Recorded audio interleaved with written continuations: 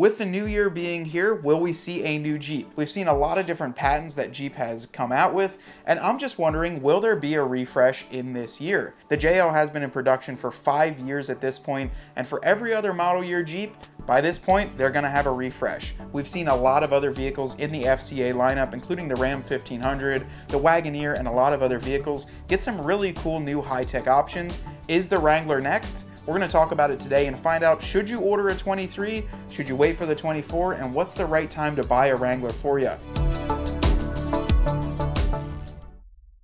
So the biggest thing I always used to get asked when going into a new model year, should I buy this brand new model year, or maybe should I look around for a used or an on-the-lot unit? Now, I'll kind of give a couple caveats with that. There's some pros and there's some cons. One of the biggest pros is that they do consistently come out with brand new colors. So if you're looking for a really cool color like Purple Rain or some of those limited edition pumpkin orange that just was reintroduced, you're gonna wanna buy those new Jeeps when they're released, because like my dad and I both know, he ordered Gobi while it was still out, but it was only available for about a month and a half. One of the biggest pros, and this goes for buying any brand new vehicle, is that you do get the ability to have the full factory warranty. Even if you are modifying certain things, there's still an advantage of being able to use the full terms of the warranty on there. Now, when it comes to the cons, the biggest con right now for the 23 is that they really didn't introduce anything new to the interior or to the exterior. They did actually remove one of the wheels to adjust the interior ambient lighting, so now it's all just controlled by one. And there's been a lot of rumor mill out that they also changed the tachometer and the speedometer gauge markers. So those little markers that go up and down, they changed them from red to the orange, which orange is on all base and red is on the Rubicons. That's a really tricky situation to change that out. I'm not really sure why they decided to go with that, unless they are transitioning out of this model year and looking to redesign for 2024.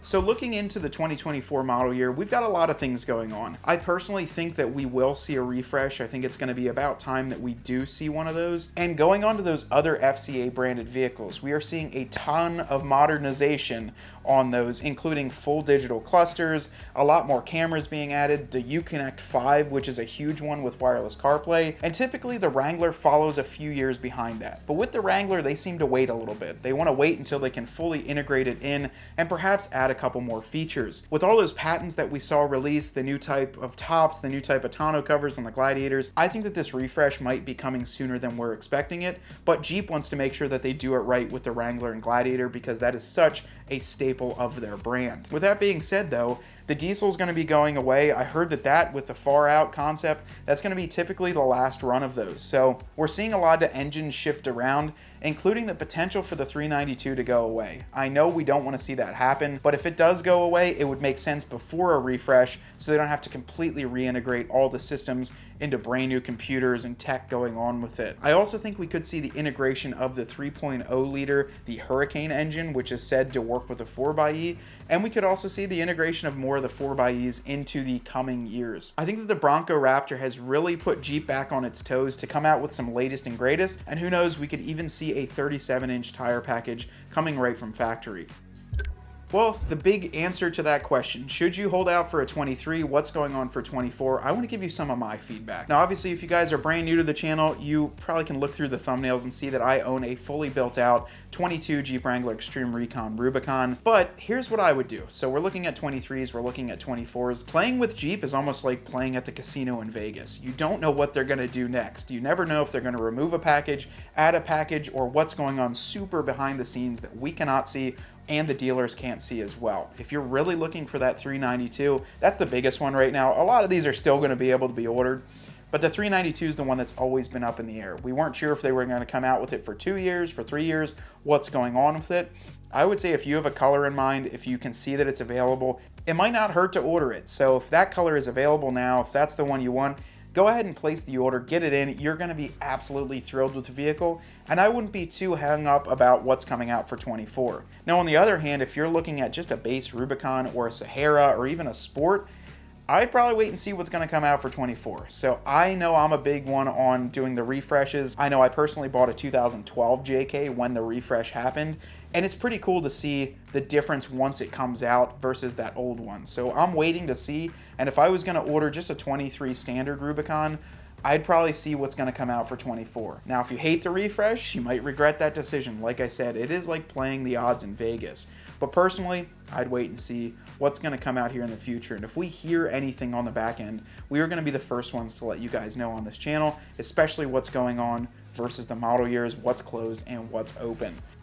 If you're looking to order a 2023 Wrangler, I would say you should do that pretty soon. So January, February are good time frames to make sure that you have that delivery in late spring, early summer, and you can enjoy that Jeep the entire summertime and fall with the top and doors off. The best part about ordering one now, so ordering one, you can lock in your prices, so you can lock in the price when you order it, but by the time that new Jeep comes in, will be in spring, will be in summer, and the value of your trade-in vehicle, especially if it's a Wrangler, will increase or should increase as well. So it's a great way to kind of play it. By ordering it right now in the slow season, maybe dealers will throw you some more incentives, and then by the time it's ready to trade in, you'll get a little bit more for yours, because Jeeps do get hotter in the spring and summertime for absolutely the reason we think of. You want to take the top and doors off. The next thing that I wanted to mention is we see a ton of comments all the time on our news videos about the website's not up to date, it doesn't look right, I can't still order that color, or I can still order an Extreme Recon. Guys, I feel your pain. It's hard to go onto a website, build out your perfect Jeep, just to be told you cannot order it.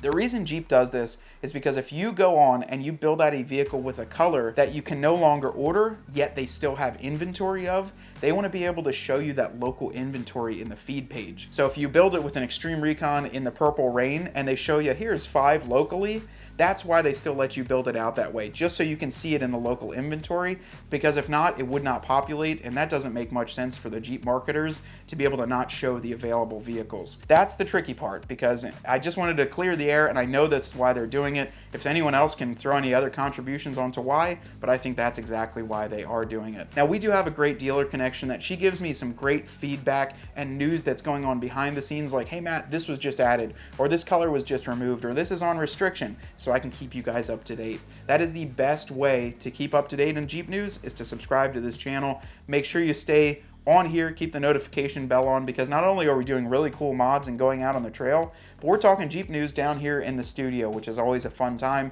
to keep you guys updated at home. Now, this has been a fun video. I'm glad we had a chance to sit down and talk here in front of the camera, in front of the Jeep studio that we've got going on and continuously building behind me. We've got some huge news coming up. We just started the build on our new shop that we're going to have full access to. That's going to be ours, and I cannot wait to build that and turn it into a completely custom shop. Ryan's going to throw me a hoodie right here. Thanks, Ryan.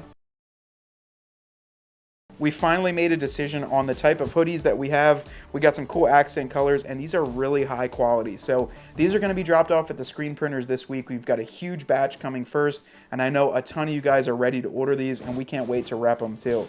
So definitely be able to order these in the near future. I would say within the next week or two. Order these, get them on, send me some pictures where you're running our Dirt Road CRED hoodies at. Until next time though, hope you guys enjoyed this video. My name is Matt with Dirt Road CRED. Get out there and earn yours.